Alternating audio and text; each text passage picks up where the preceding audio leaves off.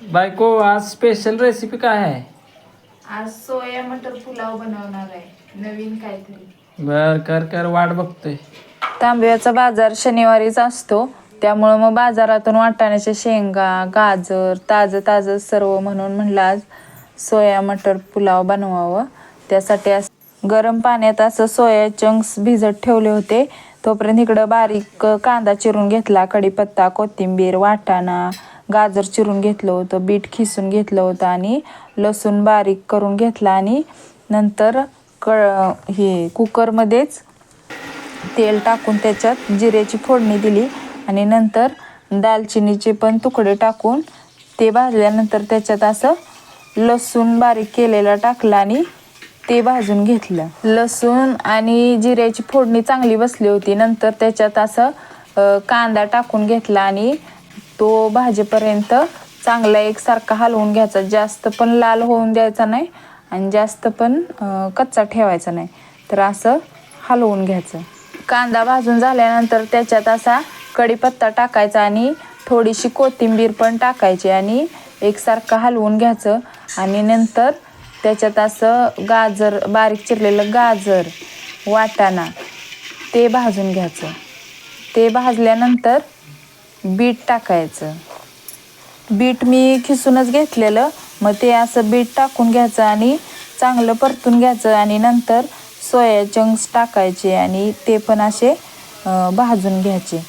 म्हणजे तेलात चांगलं भाजलं की फोडणी पण चांगली बसते. त्यामुळं मग हे असं भाजून घेतलं आणि नंतर थोडीशी हळद टाकायची. नंतर त्यात धुतलेले तांदूळ टाकायचे. तर मी 1.5 फुलपात्र तांदूळ घेतले होते. मग त्यासाठी किती पाणी लागेल तर 1.5 वाटी फुलपात्र आहे म्हटल्यावर 3 फुलपात्रे म्हणजे दुप्पट तांदळाच्या दुप्पट पाणी ओतायचं. तांदूळ चांगला भाजल्यानंतर त्याच्यात थोडीशी लाल मिरची पावडर आणि आपल्या जी घरातील म्हणजे तुम्हाला जर तिखट आवडत असेल तर घरातील चटणी टाकायची. मिरची आवडत असेल तर मिरची टाकायची. मग मी अशी थोडीशी घरातील चटणी पण टाकली आणि लाल मिरची पावडर टाकली आणि ज्या फुलपात्राने तांदूळ घेतले होते त्यानेच 3 फुलपात्र पाणी ओतलं आणि हे एकसारखं हलवून घ्यायचं. तर ह्याच्यात आता मी अंदाजेच मीठ टाकत आहे.